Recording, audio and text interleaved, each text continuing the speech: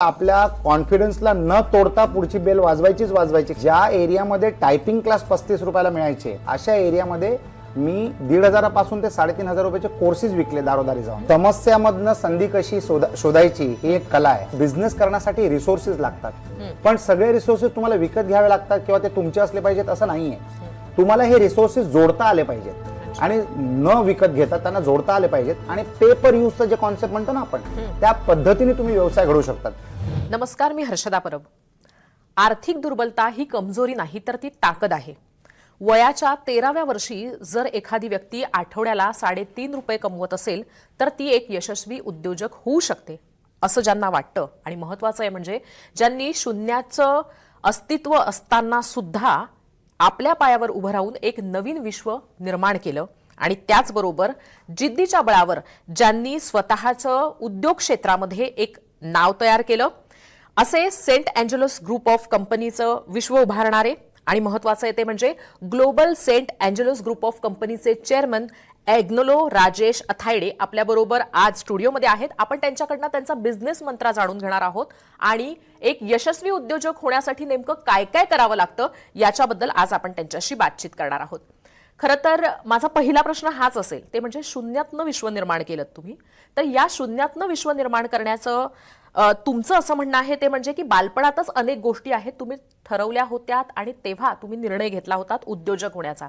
तर मला असं वाटतंय की उद्योजक होण्याचा तुमचा जो मंत्र आहे तो तुमच्या बालपणातच कुठेतरी आहे, तर त्यामुळे त्याच्याबद्दल थोडंसं जाणून घ्यायला आवडेल। बालपण फार सुरेख होतं आणि ज्या गोष्टींच्या तुमच्या जीवनामध्ये अभाव असतात त्याचकडे तुमचं लक्ष केंद्रित होतं। तर मला कसंही करून माझ्या घराच्या आर्थिक परिस्थिती बदलायची इच्छा होती आणि ती परिस्थिती दुर्बळ असल्यामुळे मला प्रोत्साहन होतं की मी हे बदलू शकतो। हे बदलण्यासाठी माझे वडील नोकरी करायचे महिंद्रा अँड महिंद्रामध्ये। तर मला असं माहित होतं की जेव्हा तुम्ही नोकरी करता तर तुमचं वेळ पण सीमित तुम्हाला द्यावा लागतो, पण तुमचं उत्पादन देखील, रेव्हेन्यू देखील तुमचं फार सीमित होऊन राहतं। तर ते न करण्यासाठी मला उद्योग करायचा होता लहानपणापासूनच। तर फार कमी वयामध्ये कामाचा अनुभव घेण्याचा मी प्रयत्न केला आणि त्या अनुभवाचं भांडवल बनवून नंतर मी उद्योजक झालो। तर मला ती माझी परिस्थिती चेंज करणं फार महत्त्वाची होती आणि ते मी करून घेतलं, करतोय आणि करत राहणार। आणि आता इतर लोकांनाही प्रोत्साहित करू शकतो की मी एकटा नाही आहे, तर माझ्यासारखे असे हजारो लोक आहेत या देशामध्ये ज्यांनी शून्यातनं विश्व निर्माण केलेलं आहे। तुम्ही शून्यातनं विश्व निर्माण करण्याची तुमची गोष्ट अगदी थोडक्यात सांगितली, पण मला समजून घ्यायचं ते म्हणजे की तुम्ही उद्योजक झालात, उद्योजक होण्यासाठीचं स्वप्न बघितलं, पण पहिला उद्योग सुरुवात करणं हे खूप चॅलेंज असतं। कसं ठरवलं की आपण पहिला उद्योग हाच आणि अशाच पद्धतीनं करायचा आणि कशा पद्धतीनं त्याच्यासाठीची तयारी तुम्ही केली होती? प्रामुख्याने माझा मेन उद्देश बिझनेस करायचा होताच। खरं बघायला गेलो तर कॉलेजचं एज्युकेशन संपल्यानंतर मी ऑर्गनाइज बिझनेसमध्ये उतरलो, पण त्याच्या अगोदर दारोदारी जाऊन कपडे विकणं, कॉस्मेटिक्स विकणं, वेंकीज चिकन विकणं, परफ्युम्स विकणं हा माझा उद्योग होता। आणि खरं म्हणालात तर माझा त्या काळामध्येच माझा MBA घडला। जेव्हा तुम्ही दारोदारी जाता तेव्हा अनेक लोक दरवाजा ओपन करतात, अनेक लोक दरवाजा तुमच्या चेहऱ्यावर बँग करतात, अनेक लोक तुम्हाला शिव्या घालतात, तरी सुद्धा विदाउट लुझिंग युअर एन्थुझियाझम, म्हणजे ज्याला आपण म्हणतो ना, तरी सुद्धा आपल्या कॉन्फिडन्सला न तोडता पुढची बेल वाजवायचीच वाजवायची, कारण त्याच्याच मार्फत आपल्याला इन्कम जनरेट होणार आहे, रेव्हेन्यू जनरेट होणार आहे। तर ह्या सगळ्या गोष्टी मी त्या कामामध्ये शिकलो। दारोदारी सेल्समनगिरी केल्यामुळे मला ते ज्ञान मिळालं आणि त्याच वेळेला मला अनेक नाती जुळता आली। म्हणजे मला असे अनेक लोक भेटले ज्यांनी फक्त दरवाजा ओपन केला तर त्यांचं मन ओपन केलं आणि माझ्याकडनं यासाठी सामग्री विकत घेतली, कारण त्याच्या प्रॉफिटमधनं मी माझं शिक्षण घडवू शकतो आणि आयुष्य घडवू शकतो। तर तिथनं सुरुवात झाली। पण खरी सुरुवात जर बघायला गेलात आपण तर 1993 मध्ये माझं कॉलेजचं शिक्षण पूर्ण झालं आणि त्याच्यानंतर मी कम्प्युटर एज्युकेशनच्या क्षेत्रात सुरुवात केली आणि कम्प्युटर एज्युकेशन हा माझा खरा पहिला व्यवसाय झाला। तर 1993 पासून दारोदारी जायची सवय होतीच, तर मालवणी सारख्या ठिकाणी मी राहायचो। Malvani is a famous location in Mumbai, सगळेच लोक मालवणी ओळखतात। तर तिथे दारोदारी जाऊन मी लोकांचे ऍडमिशन्स घेतले आणि ज्या एरियामध्ये टायपिंग क्लास 35 रुपयाला मिळायचे तरी त्यांना स्टुडंट नाही सापडायचे, अशा एरियामध्ये मी 1,500 पासून ते 3,500 रुपयाचे कोर्सेस विकले दारोदारी जाऊन। तर लोकांना कन्व्हिन्स करणं, त्यांना समजवणं की हे तुमचं भविष्य आहे, याच्यामध्ये तुमची कायापालट होऊ शकते, तुम्ही ग्लोबल सिटीजन्स होऊ शकतात, असं पटवून दिलं आणि कम्प्युटर एज्युकेशनचा बिझनेसचा व्यवसाय सुरू केला मी 1993 मध्ये। खरं तर म्हणजे बंद दरवाजातनं तुम्हाला कसं उद्योजक व्हायचं याच्यासाठीचा धडा मिळाला. पण तुम्ही आत्ता एक महत्त्वाचा उल्लेख केला ते म्हणजे कम्प्युटर बिझनेसचा, जो तुमचा पहिला बिझनेस आहे. आणि मी तर असं ऐकलंय म्हणजे की तुम्ही कम्प्युटर बिझनेस सुरू केलात, पण स्वतः कम्प्युटरचं शिक्षण मात्र मोफत घेतलेलं आहे तुम्ही. आणि ते कसं मॅनेज केलं? कारण आजकाल लोकांना म्हणजे सोर्सेस नाहीत शिक्षणाचे अशी तक्रार करतात, मुलं असतील, मुली असतील किंवा मग जे तरुण असतील तर तो किस्सा जाणून घ्यायला आवडेल. इच्छाशक्ती मजबूत होती माझी, पण कम्प्युटर मला शिकायचं होतं. 1991-92 मध्ये लिबरलायझेशन झाला भारतामध्ये आणि मला कम्प्युटर शिकायचं होतं. मला समजत होतं आणि मला दिसत होतं की भारताचं भविष्य ही इन्फॉर्मेशन टेक्नॉलॉजी असणार आहे. परंतु माझ्याकडे ते शिक्षण घेण्याचे पैसे नव्हते. तर माझ्याकडे पैसे नसताना मी कसं शिकू शकतो? तर माझ्या वडिलांच्या मित्राच्या ऑफिसमध्ये जाऊन मी शिकायचो. तर कॉलेज सुटायचं 12:30-1 वाजता. त्यानंतर रात्री 12:30-1 वाजेपर्यंत मी बसायचो माझ्या वडिलांच्या मित्राच्या ऑफिसमध्ये आणि त्या ऑफिसमध्ये काम करणारी जी लोकं होती त्यांच्या मदतीने आणि पुस्तक वाचून आणि त्यांनी दिलेल्या कम्प्युटरचा वापर करून मी कम्प्युटर एज्युकेशन घेतलं आणि तिथून माझी सुरुवात झाली इन्फॉर्मेशन टेक्नॉलॉजीच्या क्षेत्रामध्ये. पण मला एक जाणवलं की जशी माझी इच्छा आहे तशी हजारो लाखो लोकांची इच्छा असेल की त्यांना कम्प्युटर शिकून त्यांचं भविष्य बदलायचं आहे. तर सेंट अँजेलोस कम्प्युटर एज्युकेशन या संस्थेच्या मार्फत, जी माझी संस्था मी जी सुरू केली, याच्या मार्फत मी हजारो लाखो विद्यार्थ्यांना ती संधी दिली जी संधी मला पैशामुळे मिळत नव्हती. तर ती संधी मी त्यांना दिली आणि I am very proud to say की मुंबई शहरामध्ये computer education, bringing computer education within the reach of a common man, याचं कार्य सेंट अँजेलोस कम्प्युटर्स लिमिटेड मी आणि माझ्या टीमनी घडवून आणलं. तुम्ही क्लासेस सुरू केले, तुमचे हॉटेल्स सुद्धा आहेत. मी असं ऐकलंय की इंटरनॅशनल लेवलवर तुमचे हॉटेल्स आहेत. तर कशा म्हणजे क्लासेस टू हॉटेल्स आणि मध्ये मग इतर दुसरे छोटे मोठे व्याप जे आहेत, जे तुम्ही तयार केलेले आहेत, हे जे जाळं तुम्ही तयार केलेलं आहे तुमच्या उद्योगांचं त्याच्यामध्ये, तर कसा हा म्हणजे गोष्ट ही फ्लरिश होत गेली, कशी ही वाढत गेली, कशी विस्तारत गेली, कसं ठरवलं की याच्यानंतर हे करायचं आणि काय काय अजून तुम्ही करता? समस्यामधनं संधी कशी शोधायची ही एक कला आहे आणि हे तुम्हाला क्लासरूम मध्ये किंवा 4 भिंतींमध्ये शिकवता येत नाही. ही एक अशी कला आहे जी तुम्हाला परिस्थिती शिकवते आणि या परिस्थितीमुळे मी अनेक उद्योग करत गेलो. रेस्टॉरंट्समध्ये तर मी हल्ली आलोय 3.5-4 वर्ष अगोदर, परंतु साधारणतः 20 वर्षापासून मी रिअल एस्टेट डेव्हलपमेंट करतोय. भारत देशामध्ये रोटी, कपडा, मकान आणि मी सुरू केलेलं कम्प्युटर एज्युकेशन, हे मला असं वाटलं की ह्या 4 गोष्टी योग्य आहेत या देशासाठी आणि या 4ही गोष्टींची गरजा आहेत. याच्यामधनं रोटी, कपडा और मकान या तिन्ही गोष्टींचा माझ्या लहानपणे एवढा अभाव होता की मला वाटलं नव्हतं की मी या उद्योगामध्ये प्रवेश करणार. तर ह्या सगळ्या बिझनेसेसमध्ये मी प्रवेश केला.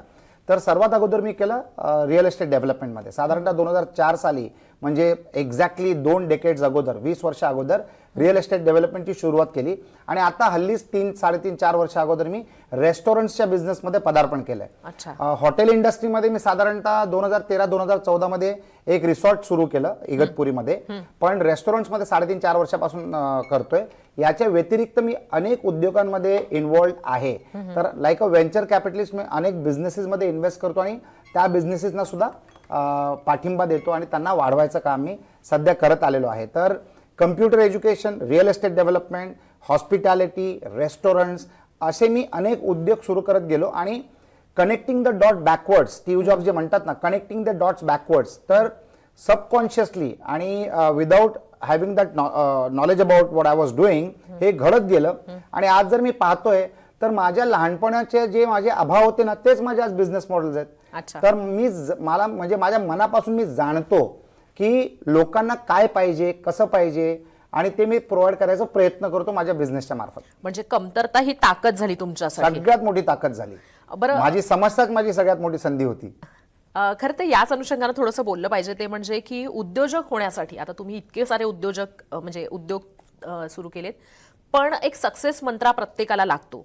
मला माहिती आहे की जे लोक हा इंटरव्ह्यू बघतायत त्या सगळ्यांना सुद्धा हा सक्सेस मंत्रा जाणून घ्यायचा आहे. म्हणजे अनेक संधी असतात, कोणाकडे पैसे असतात, कोणाकडे पैसे नसतात, काहींकडे पैसे असून उद्योग काय करायचं याच्या आयडिया नसतात. तर कसं हे सगळं लोकांनी जुळवून आणायचं, आयडिया, पैसे आणि मग एक काम करण्याची वृत्ती किंबहुना त्याच्यामध्ये किती टाइम इन्व्हेस्ट करायचा, ह्या सगळ्या गोष्टी आणि तुमचा सक्सेस मंत्रा थोडासा जाणून घ्यायला आवडेल. लोकांना शेअर करण्यात मला नाही वाटत की तुम्हाला काही अडचण असेल. बिलकुल अडचण नाहीये. इच्छाशक्ती मजबूत असणं फार मोठी गोष्ट आहे आणि फार महत्वाची गोष्ट आहे. आणि उद्योग करण्यासाठी तुम्हाला पैसा लागतच नाही, तुम्हाला इंटरपर्सनल स्किल्स लागतात.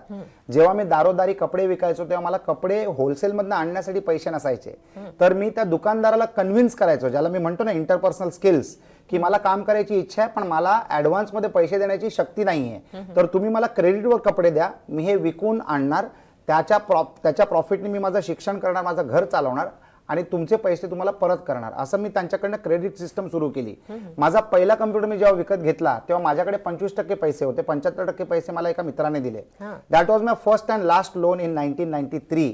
त्यानंतर मला पैशाची गरज कधीच लागली नाही. मला जेव्हा कम्प्युटर एज्युकेशनचे क्लासेस वाढवायचे होते त्यावेळेला मी माझ्या कम्प्युटर एजन्सीजकडनं क्रेडिटवर कम्प्युटर्स आणायचो आणि इन्स्टॉलमेंट्समध्ये पे करायचो. एक समजून गेलं फार कमी वेळामध्ये की बँक सुद्धा पैसे त्यांनाच देते ज्यांच्याकडे ऑलरेडी पैसा असतो. जर तुमच्याकडे पैसा नसला तर लोन मिळणं फार कठीण असतं, तुम्हाला कोलॅटरल वगैरे वगैरे द्यावं लागतं. मी मालवणीतला मुलगा, म्हाडाचा म्हणजे त्या काळामध्ये त्याला हाऊसिंग बोर्ड म्हणायचे, तर हाऊसिंग बोर्डच्या घरावर तुम्हाला लोन पण नाही मिळायचं कारण ते म्हाडाचं घर होतं किंवा हाऊसिंग बोर्डचं घर होतं. तर अशा परिस्थितीमध्ये तुम्ही तुमचा मार्ग कसा बनवू शकतात याचं मी जिता जागता उदाहरण आहे. तर मी कम्प्युटर एज्युकेशन जेव्हा सुरू केलं तेव्हा स्टुडंट्सना पण फीस भरायच्या अडचणी असायच्या, तर मी त्या काळामध्ये त्यांना म्हणजे we must be the first people in the country ज्यांनी प्रायव्हेट एज्युकेशनसाठी कोऑपरेटिव्ह क्रेडिट सोसायटीमधनं त्यांना लोन करून दिले. बँकच्या डायरेक्टर्सना कन्व्हिन्स केलं की माझ्या विद्यार्थ्यांना लोन द्या आणि त्यांना मी शिक्षण देतो. तर त्या काळामध्ये मी कंझ्युमर वेगळा आणि कस्टमर वेगळा हे कॉन्सेप्ट समजून दिली बँकेच्या डायरेक्टर्सना. जिथे कस्टमर असणार पेरेंट, कारण 18 वर्षाच्या वयाच्या वरच तुम्हाला लोन मिळू शकतं, तर कस्टमर पेरेंट असणार आणि कंझ्युमर असणार त्यांचा मुलगा किंवा मुलगी. तर अशा कॉन्सेप्टच्या मार्फत मी त्यांना लोन देत गेलो बँकेच्या मार्फत आणि मला लमसममध्ये फीज येत गेले, त्याच्याने मी वाढत गेलो. जर माझ्याकडे 2 लाख रुपये असले तर मी 20 लाखाची डेअरिंग करायचो क्रेडिटवर, कारण मला कष्ट करायची तयारी होती, अनुभव होता. मी एकच सांगतो की लहानपणीपासून मी माझा जो बिझनेस मंत्र ठरवला तो आहे इकोसिस्टम बिल्ड करणं. इकोसिस्टम म्हणजे तुमच्या अवतीभोवतीचे जे लोक आहेत हे तुमच्या जीवनाची ताकद कसे बनवू शकतात याचंच गणित करत राहा नेहमी. आणि giving is the best way of living. म्हणजे जर तुम्ही त्यांना अगोदर तुमच्यातर्फे जर काय दिलं ना तरच ते तुम्हाला फीडबॅक परत देतील किंवा आधार तुम्हाला परत देतील. तर तुम्ही इकोसिस्टम बनवत चला. मालवणीत राहणारा मुलगा जर इकोसिस्टम बनवू शकतो तर अनेक लोक तर किती चांगल्या चांगल्या ठिकाणी राहतात, ते तर काही घडू शकतात. पण आज फार अभिमानाने मी एक सांगतो की व्यवसाय करून मी भरपूर पैसे कमवले, पण त्याच्यापेक्षा जास्ती अत्यंत महत्वाची आणि प्राइसलेस नाती कमवली. तर फक्त मालाडमध्ये किंवा मुंबईमध्ये किंवा महाराष्ट्रामध्ये नाही तर जगातल्या बहुतेक प्रत्येक शहरामध्ये, महत्वाच्या शहरामध्ये अशी नाती आहेत की मध्यरात्री ते माझ्याबरोबर उभे राहतील किंवा मध्यरात्री मी त्यांच्याबरोबर उभा राहीन. तर नाती जोडणं आणि त्यांना बाळगणं अत्यंत महत्वाचा विषय आहे. मी नेहमी असं लोकांना म्हणतो आणि फार आवडीने म्हणतो की relationship if nurtured well, relationship is the only ship that can never sink. तर रिलेशनशिपला महत्व द्या आणि याच इकोसिस्टममुळे माझ्याकडे ऑपॉर्च्युनिटीज येतात आणि याच इकोसिस्टममुळे मला रिसोर्सेस मिळतात आणि मी अनेक उद्योग घडवू शकतो. सगळ्यात गोष्ट महत्वाची लक्षात आपल्याला हे ठेवायची आहे की बिझनेस करण्यासाठी रिसोर्सेस लागतात, पण सगळे रिसोर्सेस तुम्हाला विकत घ्यावे लागतात किंवा ते तुमचे असले पाहिजेत असं नाहीये. तुम्हाला हे रिसोर्सेस जोडता आले पाहिजेत आणि न विकत घेता त्यांना जोडता आले पाहिजेत आणि पे पर यूजचं जे कॉन्सेप्ट म्हणतो ना आपण त्या पद्धतीने तुम्ही व्यवसाय घडवू शकतात. पण एक सांगेन की पैशाचा अभाव तुम्हाला बिझनेसमॅन बनवू शकत नाही, हे खोटं आहे. हे अत्यंत खोटं आहे. म्हणजे तुम्ही विदाउट पैसे सुद्धा तुमच्या जिद्दीवर, तुमच्या नॉलेजवर आणि तुमच्या पॉवर टू क्रिएट रेव्हेन्यूच्या कॉन्सेप्टवर तुमच्यावर लोक पैसे लावतील अशी परिस्थिती आहे. पेपर यूजचा कन्सेप्ट तुम्ही आता सांगितला तर तो नेमका कसा आहे आणि कशा पद्धतीने उद्योगांमध्ये वापरला जातो, किंबहुना तुम्ही तुमच्या यशामध्ये कसा तो वापरात आणला, म्हणजे अगदीच लगेचच म्हणजे खूप असं थेट नका सांगू पण थोडंसं अवतीभोवती आम्हाला आयडिया येईल असं थोडं सिंपल कॉन्सेप्ट आहे. Electricity paper use, water connection paper use, software तुम्हाला आजच्या तारखेला जे तुम्हाला जर विकत घ्यायला लागले तर त्याला 1.5 कोटी 2 कोटी द्यावे लागतील. That is also paper use. महिन्याच्या बिलिंग सिस्टमवर तुम्हाला मिळतात. म्हणजे प्रत्येक गोष्टीमध्ये आज तुम्हाला पेपर यूजचं कॉन्सेप्ट आहे. मी ट्रेन विकत घेऊ शकत नाही, पण जेव्हा मला ट्रेन वापरायची असते तेव्हा मी ट्रेनचं तिकीट घेतो आणि प्रवास करतो. Paper use. तर तशाच पद्धतीने तुम्हाला बिझनेसमध्ये रिसोर्सेस पेपर यूज मिळतात. मला न्यूयॉर्कच्या सगळ्यात मोठ्या बिल्डिंगमध्ये जर ऑफिस उघडायचं असेल, पेपर यूज. मला जेवढी जागा पाहिजे तेवढी मी भाड्याने घेणार. पे पर यूज. पे पर यूज. येस. तर जेवढं तुम्हाला यूज करायचंय तेवढं तुम्हाला पे करावं लागेल आणि त्या पेमेंट स्ट्रक्चरला तुमच्या बिझनेस मॉडेलमध्ये तुम्हाला सेट करता आलं पाहिजे. प्रत्येक रिसोर्स या दुनियामध्ये तुम्हाला पे पर यूज या कॉन्सेप्टच्या खाली अवेलेबल आहे. खूप छान कन्सेप्ट आपल्याला कळलेली आहे. खरं तर म्हणजे खूप पैसे न असता हातात नसेल तर मग ही गोष्ट आपल्याला खूप उपयोगी पडते असं लक्षात आलेलं आहे. बरं, तुम्ही उद्योजक आहात, तसे म्हणजे उद्योग करता, तसेच तुम्ही पुस्तकं सुद्धा लिहितात. काही पुस्तकांची नावं आलेली आहेत. मला वाटतं आतापर्यंत तुम्ही 3 पुस्तकं लिहिलेली आहेत.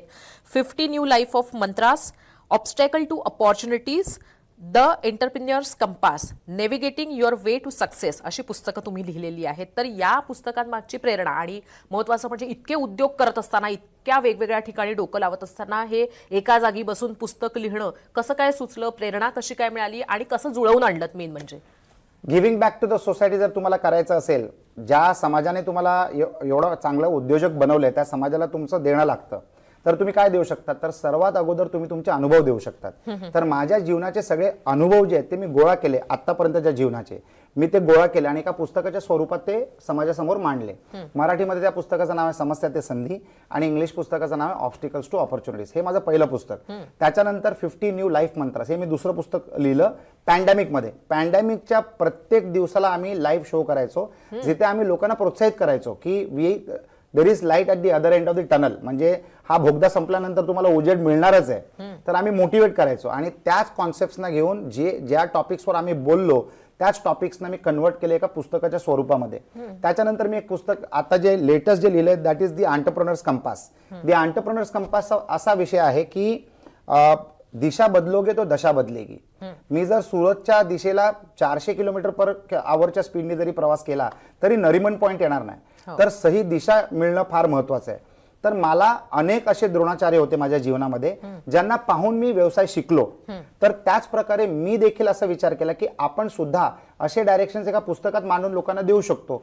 तर जर तुम्ही नोकरी करत असाल तर तुम्हाला उद्योजक बनायचं असेल तर तुम्ही काय केलं पाहिजे, जर तुम्ही पार्टनर आहात, जर तुम्हाला त्या पार्टनरशिपला सक्सेसफुल करायचं असेल तर काय केलं पाहिजे, तुम्ही यशस्वी उद्योजक आहात तर अजून यश कमवण्यासाठी काय केलं पाहिजे, तुमची लेगसी जर तुम्हाला मागे सोडून द्यायची असेल तर त्याच्यासाठी काय केलं पाहिजे, बिझनेस कसा निवडायचा, एरिया कसा निवडायचा, प्राइस पॉईंट कशी निवडायची, जाहिरात कशी बनवायची, लोगो कसा सिलेक्ट करायचा, नाव कसं सिलेक्ट करायचं, हे सगळं मी या पुस्तकात लिहून दिलेलं आहे. म्हणजे एखादा व्यक्ती त्याचं जीवन उद्योजकतामध्ये त्याला त्याचं जीवन सुरुवात करायचं असेल तर this book can be extremely helpful.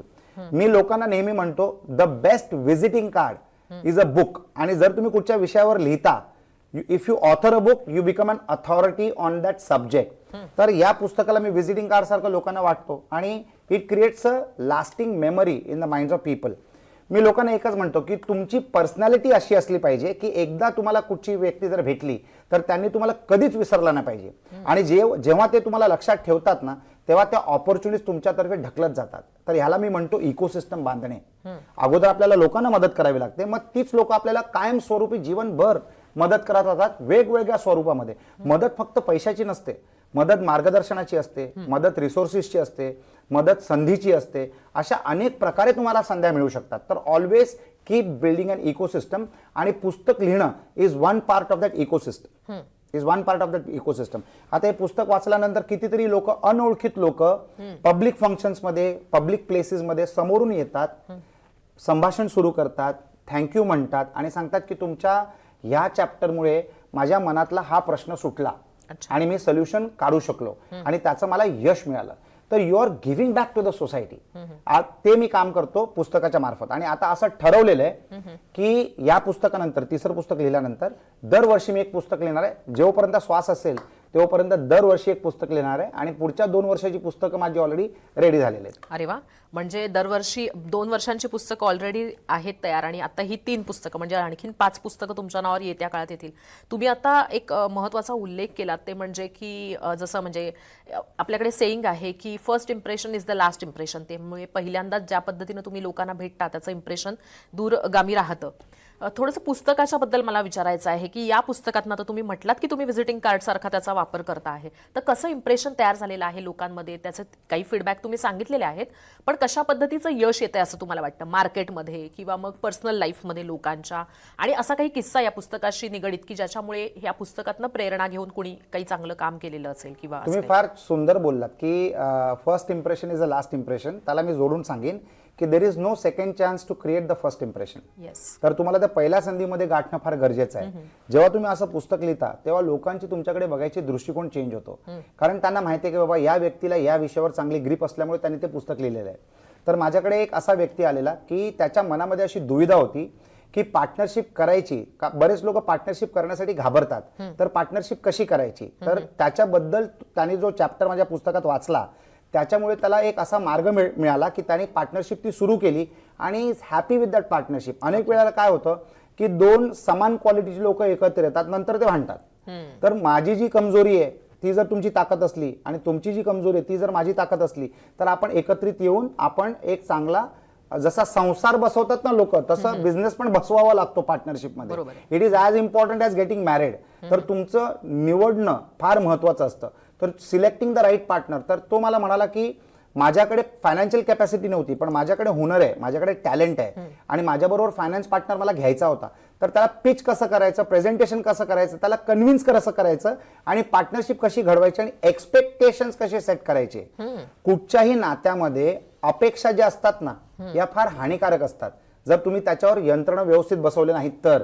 म्हणजे जर आपण चुकीची अपेक्षा ठेवली, आता ती अपेक्षा चुकीची माझी आहे, परंतु मी समोरच्या व्यक्तीबरोबर जर नाराज झालो तर ती माझी चूक आहे, त्यांची चूक नाहीये. त्यांना तर माहित पण नाही माझ्या अपेक्षा काय आहेत. तर कुठच्याही नात्यामध्ये आपण अपेक्षा व्यवस्थित कागदावर मांडणे हे फार महत्वाचं असतं. कारण आपण जसं म्हणतो ना की your key skill set should be known to each other.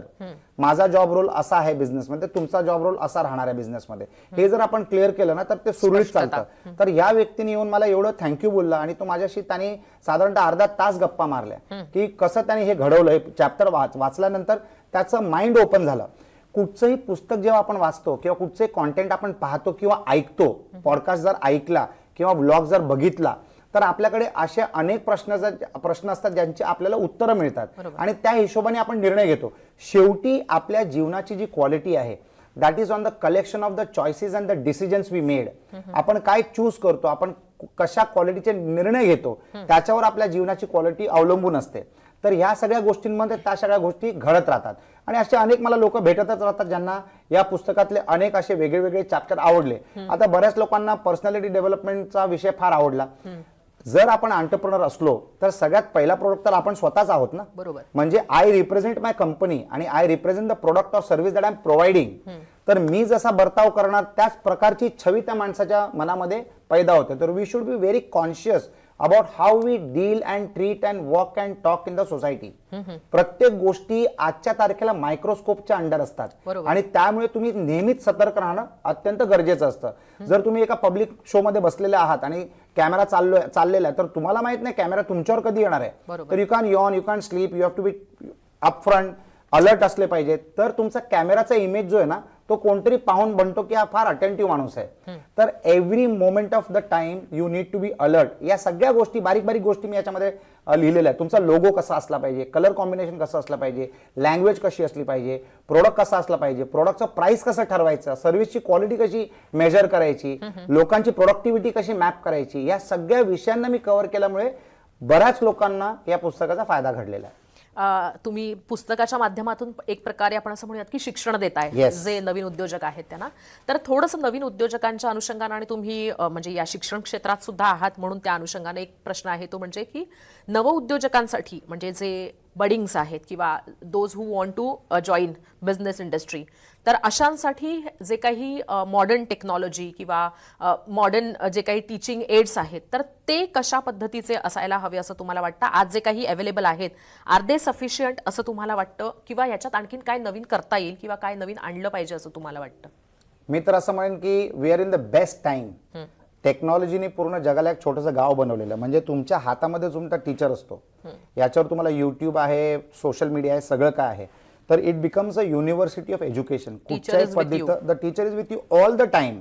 आणि आजच्या तारखेला असं झालेलं आहे की अगोदर जर आपल्याकडे एखादा प्रश्न असला तर त्याचं उत्तर देणारा माणूस भेटायचा नाही. आज तुमच्याकडे चॅट जीपीटी आहे, तुम्ही त्याला प्रश्न विचारा तर तुम्हाला सगळ्यात चांगलं उत्तर देणार प्लस चॉईस पण देणार.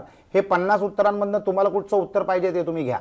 तर variety has change, type quality has change, format has change. परंतु मी कॉलेजच्या दिवसांमध्ये लोकांना म्हणायचो की चांगलं उत्तर देणं कला नसते, चांगला प्रश्न विचारणारा फार मोठी कला असते. कारण चांगला प्रश्न जर तुम्ही विचारला ना तरच तुम्हाला चांगलं उत्तर मिळू शकतं. चॅट जीपीटी मध्ये तेच घडलंय.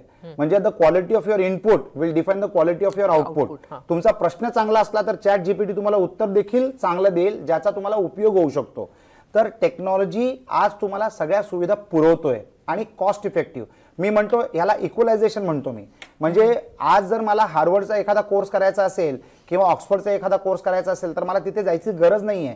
निम्म्य कॉस्टमध्ये किंवा त्यांच्या फ्री व्हिडिओज बघून सुद्धा मी स्वतःला सुशिक्षित बनवू शकतो. उद्योजकांना मी एकच सांगेन की आपल्याला रोज कमीत कमी 1 ते 2 तास सेल्फ डेव्हलपमेंटमध्ये किंवा एज्युकेशन घेण्यामध्ये घालवणं फार गरजेचं आहे. आजही मी उठल्याबरोबर 1 तास कॉन्टेंट ऐकतो किंवा कॉन्टेंट पाहतो किंवा कॉन्टेंट वाचतो आणि झोपायच्या अगोदर 1 तास असे मी माझे जीवनातले रोजचे 2 तास स्वतःला अपग्रेड करण्यासाठी इम्प्लिमेंट करतो. आणि त्यामुळे माझा आणि ह्या गोष्टींमुळे माझ्या बिझनेसमध्ये मला पॉझिटिव्ह इम्पॅक्ट मिळतो. कारण डिसिजन मेकिंग सगळेच करतात, पण तुमच्या डिसिजन्समुळे पॉझिटिव्ह परिणाम किती जास्ती चांगले बनू शकतात this will depend on the quality of thoughts you develop. आणि तुमच्या क्वालिटी ऑफ थॉट्ससाठी learning should be a continuous process. Your quality of thoughts will define the quality of your decisions. तर या सगळ्या निगडीत गोष्टी आहेत. It is all interconnected. तर शिकत राहावं नेहमी. आनंद महिंद्रा असतील, नारायण मूर्ती असतील किंवा मोदी साहेब असतील, हे सगळे सतत शिकत राहतात. कुठे ना कुठे कुठच्या ना कुठच्या पद्धतीने शिकत राहतात. तर I think learning should be a continuous process आणि ऑल द टाइम. सगळ्या मोठ्या माणसांनी हेच सांगितलं ते म्हणजे की शिक्षण हे कायम राहिलं पाहिजे. तुम्ही कधीच विद्यार्थ्यातनं म्हणजे विद्यार्थी दशा संपली असं म्हटलात की तुम्ही संपता, तुमचा प्रवास थांबतो. मला हाच पुढचा प्रश्न पण विचारायचा आहे ते म्हणजे की आता तुम्ही इतक्या आयडिया सांगितलेल्या आहेत, स्वतः पुस्तक वगैरे मध्ये कशा पद्धतीनं गोष्टी इम्प्लिमेंट करता याबद्दल बोललेला आहात, पण खरं तर नव्या आयडियाजवर सुद्धा तुम्ही काम करतात. आता सध्या तुमच्याकडे काही नव्या आयडियाज, इव्हन पुस्तकाच्या नवीन कल्पना डोक्यात घोळतात का? आणि नवीन आयडियाज जेव्हा तुम्ही म्हणजे आहेत का डोक्यात आता सध्या आणि काही वर काम करता आहात का, आणि ते काय असू शकतं? Maximum utilization of available resources हा पण माझा एक सक्सेस मंत्र आहे माझ्या जीवनातला. की जर मी एक बिझनेस करत गेलो तर त्या बिझनेसमधनं मी अनेक उद्योग कसे करू शकतो. फॉर एक्झाम्पल समजा जर मी रिअल एस्टेट डेव्हलपमेंट करतोय तर आजच्या काळामध्ये रिअल एस्टेट डेव्हलपमेंट करता करता मी आता असं पण करतो की अमुक माल विकायचा नाही. कारण रिअल एस्टेटमध्ये खरा बेनिफिशरी असतो बायर. जमिनीकडनं तुम्ही ॲज अ डेव्हलपर तुम्ही जमीन विकत घेता तर यू आर द बायर. तर डेव्हलपरचा फायदा होतो. डेव्हलपरकडनं एक फ्लॅट ओनर किंवा शॉप ओनर किंवा ऑफिस ओनर विकत घेतो तर तो डेव्हलपरपेक्षा मोठा बेनिफिशरी असतो. तर it is a chain reaction. जसा जसा टप्पा वाढत जातो तर प्रत्येक घेणारा बायर जो असतो ना त्याला फायदा होतो प्रिव्हियस पार्टीपेक्षा. नेहमी हे गणित आहे, बिझनेसमधलं गणित आहे. तर आपण आता या बिझनेसमधनं ॲडिशनल इन्फ्रास्ट्रक्चर डेव्हलप करून किंवा ॲडिशनल गोष्टी वापरून अजून बिझनेस कसा करू शकतो. तर आता मी असं ठरवलंय की जे रिअल एस्टेट मी बांधणार त्याच्यातनं अमुक रिअल एस्टेट मी ठेवणार. पुढचे 50 वर्ष इंडियन स्टॉक मार्केटचे आहेत. तर अनसोल्ड रिअल एस्टेटला मी बँकिंग करणार आणि बँकिंग केल्यामुळे मला तर मार्केट रेट मिळतील. लोन असल्यामुळे त्याच्यावर मला व्याज लागणार नाही. त्याच्यावर मला व्याज लागेल पण टॅक्स लागणार नाही. जर टॅक्स नाही लागला आणि व्याज लागलं तर व्याज तर बिझनेसमध्ये एक्सपेन्स आहे. परंतु ज्या लोनचा पैसा मी स्टॉक मार्केटमध्ये जर गुंतवला लॉंग टर्म इन्व्हेस्टमेंटसाठी, डे ट्रेडिंग किंवा गॅम्बलिंगसाठी नाही तर लॉंग टर्म इन्व्हेस्टमेंटसाठी, तर तिथे तो पैसा मल्टिप्लाय होणारच. परंतु 10 वर्षानंतर माझं जे ॲसेट आहे, माझी जी प्रॉपर्टी आहे त्याची पण किंमत 3 ते 10 पटीने वाढणार. तर रादर दॅन सेलिंग माझ्या प्रॉफिटला जर मी स्टॉकमध्ये कन्वर्ट केलं, हा झाला माझ्या रिअल एस्टेटचा बिझनेस. आता मी रेस्टॉरंट्सच्या बिझनेसमध्ये. तर आता रेस्टॉरंट्सच्या बिझनेसमध्ये मी अजून ॲडिशनल रेव्हेन्यू जनरेशन कसा करू शकतो तर त्याच्यावर माझा विचार चाललेला आहे. तर I operate fine dining restaurants. माझे रेस्टॉरंट्स आहेत मुंबई, पुणे, चेन्नई, बँगलोर आणि अहमदाबादमध्ये. This are one of the best restaurants in the country. Vegetarian, vegan food restaurants, modern cuisine आणि ग्लोबल कुझिन आहे. म्हणजे we are the only restaurant in the world which does global cuisine with local ingredients. असं एक विशेष restaurant आहे. तर माझ्याकडे restaurant आहे म्हणजे रेस्टॉरंट एक दुकानासारखं झालं. तुम्ही आलात, कस्टमर म्हणून जेवलात आणि गेलात, एवढंच वापर न करता आता मी हा विचार करतोय की याच्यामधनं मी एक डिलिव्हरीचा व्हर्टिकल वेगळा कसा करू शकतो. मील प्लॅन म्हणजे सबस्क्रिप्शन प्लॅन, जिथे कस्टमर महिन्यासाठी तुमच्याकडनं ब्रेकफास्ट लंच डिनर बुक करतो किंवा ब्रेकफास्ट डिनर किंवा ब्रेकफास्ट लंच अशा कॉम्बिनेशनमध्ये महिनाभर बुक करतो आणि पूर्ण पैसे एकत्र देतो. तर त्याला म्हणतात आपण मील सबस्क्रिप्शन प्लॅन. ते कसं सुरू करू शकतो, हॅम्पर्स कसा सुरू करू शकतो, आमच्या रेस्टॉरंटच्या नावाने आम्ही प्रोडक्ट कसे सुरू करू शकतो, आउटडोर केटरिंग कसे सुरू करू शकतो. म्हणजे maximum utilization of available resources हा तुमचा नेहमीच मंत्र असला पाहिजे. एका बिझनेसमधनं एका रेव्हेन्यूवर अवलंबून राहू नका. त्या इन्फ्रास्ट्रक्चरला मल्टिपल वापर करा. जसं फॉर एक्झाम्पल माझं रेस्टॉरंट दिवसभर रेस्टॉरंट सारखं चालतं आणि रात्री माझ्या रेस्टॉरंटमध्ये बेकरीचं काम चालू होतं. म्हणजे माझी ती जागा, माझ्या त्या जागेचा जे वापर आहे ते 24 तास चालू आहे. तर तुम्ही कसं काय युटिलाइज करू शकता याच्याबद्दल तुम्ही विचार करायला सुरू करा. One investment multiple outcomes. तर ह्याच्यावर माझा विचार चाललेला असतो. मी क्लोदिंग इंडस्ट्रीमध्ये पण आहे, एज्युकेशन सेक्टरमध्ये पण आहे, कॉन्टेंट क्रिएशनमध्ये पण आहे आणि मी अनेक उद्योजकांमध्ये इन्व्हेस्टमेंट्स करतो. तर अशा सगळे माझे सगळे वेगळे वेगळे बिझनेस चाललेले आहेत. परंतु एका ऍक्शनचे मल्टिपल रिॲक्शन्स किंवा मल्टिपल आउटकम्स हा माझा उद्देश नेहमीपासून राहिलेला आहे. आज आपण या मॉडर्न युगामध्ये या सगळ्या गोष्टी बोलू शकतो. मी बोललो तर लोकांना समजू शकतं, पण या गोष्टी मी लहानपणापासून करत आलेलो. त्या काळामध्ये मला हे टर्म्स माहीत नव्हते, हे टर्मिनॉलॉजी माहीत नव्हती. जसं फ्रँचायझी रिलेशनशिप या विषयावर मी अमेरिकेला गेलेलो बोलायला, कारण मी फ्रँचायझी केलेले सेंट अँजेलोस कम्प्युटर एज्युकेशन. अनेक माझे फ्रँचायझीज होते. तर जर तुमच्याकडे पैसे नसले तर तुमच्या नावावर, तुमच्या सिस्टीमवर, तुमच्या पॉलिसीवर आणि तुमच्या क्वालिटीवर लोक पैसे लावतात आणि तुम्हाला रॉयल्टी देतात. तर त्याला आपण फ्रँचायझी म्हणतो. तर ह्या सिस्टम्स मी सुरू केले 96-97 मध्ये. तर त्यावेळेला फ्रँचायझी या टर्मिनॉलॉजी बद्दल मला माहित पण नव्हतं, परंतु मी ते करून बसलोय. तर this are all practical experiences that I am sharing on your channel. Practical thinking बद्दल जर बोलायचं झालं तर उद्योजकांसाठी सगळ्यात महत्त्वाची गोष्ट आहे ती म्हणजे आर्थिक स्थिती जी आहे ती चांगली असली पाहिजे. जशी स्वतःची तशी मार्केटची म्हणजेच देशाची. तर सध्या भारताच्या दृष्टीनं तुमचा काय आर्थिक अंदाज आहे भारताचा, म्हणजे कशा गोष्टी घडतील? कारण इथं वेगवेगळ्या बातम्या येतात की मार्केट क्रॅश होईल, मग मंदी येईल, मग बिझनेस संपतील किंवा मग जॉब्स नसतील लोकांना. तर तुमचा काय अंदाज आहे भारतीय इकॉनॉमीचा आत्ताचा? प्रत्येक कॅलॅमिटी नंतर एक नवीन वर्ल्ड ऑर्डर सेट होते. प्रत्येक कॅलॅमिटी नंतर, जसं वर्ल्ड वॉरच्या नंतर America became the super power. आता आपल्याला जी कॅलॅमिटी झाली, it was not a war, पण it was like a war. लोक मरतच होते तरी, जे आपल्याला 2 वर्षाचा त्रास झाला कोविडचा. तर त्याच्यानंतर सुद्धा आता वर्ल्ड ऑर्डर चेंज होत चाललेलं आहे. तर आपल्या देशामध्ये ज्या गोष्टींचा अभाव होता ना, तीच आज आपली सगळ्यात मोठी ताकद आहे. आपल्याकडे अनेक ठिकाणी 24 तास पाणी नाहीये, तर that is a business opportunity. आपल्याकडे रस्ते नाही आहेत. म्हणजे टाइम्स ऑफ इंडियामध्ये फ्रंट पेजवर 15 वर्ष अगोदर मी एक हेडलाईन वाचलेलं. तिथे लिहिलेलं की देशाच्या प्रगतीसाठी बिपासाची गरज आहे. बिपासा म्हणजे बिजली, पाणी और सडक. तर ज्या गोष्टी आपल्याकडे नाही आहेत ना, त्याच्या डेव्हलपमेंटमध्ये एवढा पैसा खर्च होणार आहे सरकारकडनं. म्हणजे भारत सरकार पुढच्या 5 वर्षामध्ये 100 लाख कोटी रुपये खर्च करणार आहे या गोष्टींसाठी. आणि expenditure in the economy is income to the people. तर जबरदस्त प्रगती होणार आहे भारत देशाची पुढच्या 50 वर्षांमध्ये. आपलं stock market is going to sky rocket, कारण तेवढी डेव्हलपमेंट होणार आहे.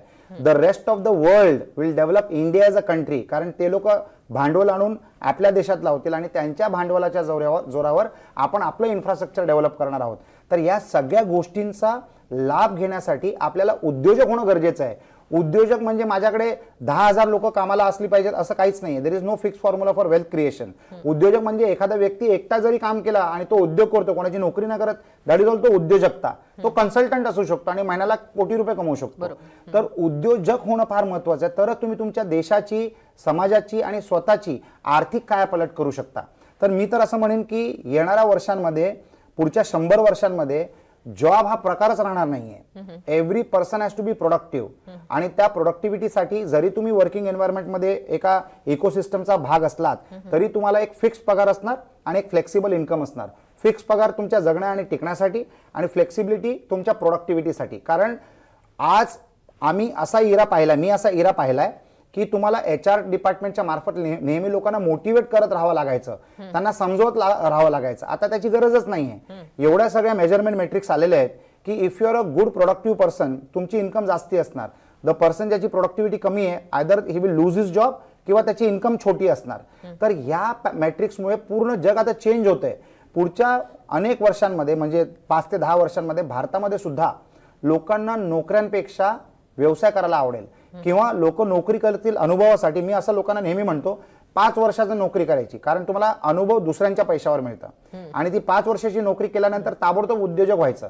आणि उद्योजक होण्यासाठी तुम्ही पार्टनर बनू शकतात, शेअर होल्डर बनू शकतात किंवा स्वतः छोटासा बिझनेस चालू करू शकतात. तर अनेक मार्ग आहेत, पण उद्योजक होऊनच तुमची प्रगती होऊ शकते, हे मी सांगत राहतो लोकांना. खरं तर तुम्ही खूप छान गोष्टी बोलता बोलता सांगितलेल्या आहेत, पण लोकांना असं हवं असतं ते म्हणजे की जाता जाता थोडासा एखादा संदेश. तर तुम्ही उद्योजक म्हणून किंवा उद्योजक होऊ इच्छिणाऱ्या, नोकरी सोडू इच्छिणाऱ्या अशा लोकांना एक अगदी थोडक्यात संदेश दिलात तर बरं होईल. तुम्ही जिथे नोकरी करता तिथे तुम्ही पार्टनर बनू शकता आणि ती पार्टनरशिप मागण्याची जर तुमच्याकडे हिंमत असेल तर ती पार्टनरशिप तुम्हाला मिळू शकते. पण त्या अगोदर तुम्हाला हे प्रूव्ह करावं लागणार की तुमची आउटपुट जी आहे ना ते कंपनीच्या मालकापेक्षा चांगली आहेत. जर तुमच्याकडे ती आउटपुट असली तर nobody wants to lose a productive employee. तर पार्टनर इन प्रोग्रेस या कॉन्सेप्टच्या खाली तुम्ही पार्टनर बनू शकता. मी असं म्हणेन की येणारे 50 वर्ष भारत देशाचे. The world order is taking India as a leadership country in the whole world. चायनाच्या पेक्षा आपल्याला आज जास्ती महत्त्व झालेलं आहे. टोटल मॅन्युफॅक्चरिंग ॲक्टिव्हिटी भारत देशामध्ये शिफ्ट होत आहेत. Total thinking activity for example technology development किंवा प्रोडक्ट डेव्हलपमेंट किंवा प्रोडक्ट मॅन्युफॅक्चरिंग हे भारत देशामध्ये ऑटोमॅटिकली इन्व्हेस्टमेंट्स येत आहेत आणि याचा लाभ प्रत्येक भारतीय नागरिक करू शकतो. आपल्याकडे जे कॉम्प्लिकेशन्स आहेत, पॉलिटिकल पार्टीज अनेक आहेत, रिलिजियस कॉम्प्लिकेशन्स आहेत, समाजाबद्दलच्या कॉम्प्लिकेशन्स आहेत. या कॉम्प्लिकेशन्स असल्यामुळे याची जर पॉझिटिव्ह बाजू जर आपण पाहिली तर ज्या देशाला किंवा ज्या व्यक्तीला आपल्या देशात येऊन काम करायची इच्छा असेल त्यांना आपल्याबरोबर भागीदारी करावं लागणार. ते डायरेक्ट बिझनेस करू शकणार नाही. तर इट इज अ पॉझिटिव्ह आणि not a negative. It is not totally a negative. It is ह्याचा इम्प्रूव्हमेंट झालं पाहिजे पण it is not totally a negative. तर मी असं म्हणेन की अति उत्कृष्ट व्यक्ती होणं महत्त्वाचं आहे. 10 मर्सिडीज गाड्या जरी रांगेत असल्या आणि त्यांची जरी रेस लागली तरी एकच मर्सिडीज गाडी जिंकेल. ती गाडी जिंकेल ज्याचा ड्रायव्हर सगळ्यात चांगल्या प्रकारे त्या गाडीला चालवू शकतो. तर you need to be an extraordinary human being, extraordinary personality. कारण आपली स्पर्धा एका इतर भारतीय नागरिकाबरोबर नसणार तर एका जॅपनीज बरोबर असणार, एका अमेरिकन बरोबर असणार, एका चायनीज बरोबर असणार, एका कोरियन बरोबर असणार. तर स्किलसेट इम्प्रूव्ह करत राहा, कॉन्फिडन्स मजबूत ठेवा, चांगलं नेटवर्क बनवा, एक पॉवरफुल इकोसिस्टमचा हिस्सा व्हा, रेग्युलरली एज्युकेशन घेत राहा, शिकत राहा. Try to make your product or service better than how it was the previous day. At the end of the day जेव्हा आपण अंथरुणावर पडतो तेव्हा आपण हा विचार केला पाहिजे की आजपेक्षा आणि कालपेक्षा चांगलं काम मी उद्या कसं घडवू शकतो. जर तुम्ही अशी विचारधारा जर मांडली आणि बांधली आणि जर चांगले योग्य प्रकारचे कोलॅबरेशन जर तुम्ही घडवले तर automatically you will be a very successful उद्योजक. आणि ह्या देशाला आजच्या काळामध्ये जर काय गरज असेल, भारत देशाला जर कुठच्या कामाची गरज असेल तर ती आहे उद्योजकता. तर try to be a very successful entrepreneur. Wish you all the best. तर खरं तर सरांनी आपल्याला सांगितलेल्या गोष्टींमध्ये एक महत्त्वाचा मुद्दा आहे ते म्हणजे की उद्योगात नाती निर्माण करता आली पाहिजे. किंबहुना तुमचा उद्योग जर सक्सेसफुल करायचा असेल तर तुमचे त्याच्यामध्ये नातेसंबंध असले पाहिजेत आणि तितकीच मेहनत सुद्धा घेतली पाहिजेत. सतत शिकत राहा असं सुद्धा सांगितलंय. स्किल सेट डेव्हलप करा आणि दररोज शिकलं पाहिजे असं सुद्धा एक संदेश त्यांनी आपल्याला महत्त्वाचा दिलेला आहे. तर धन्यवाद सर, तुम्ही आलात, आमच्याशी बातचीत केलीत आणि एक महत्त्वाचा आणि मोठा जो संदेश आहे तो उद्योजकांपर्यंत पोहोचवलेला. आणि विशेषत्वानं यातनं आपल्याला एक अलर्ट सुद्धा मिळतो ते म्हणजे की जॉब संपणार आहेत, त्यामुळे लवकरात लवकर उद्योजक व्हा. धन्यवाद. तुम्ही सुद्धा हा व्हिडिओ पाहिलात त्याच्यासाठी आणि अशाच महत्त्वाच्या व्हिडिओसाठी मुंबई तकला सबस्क्राईब करायला विसरू नका. थँक्यू.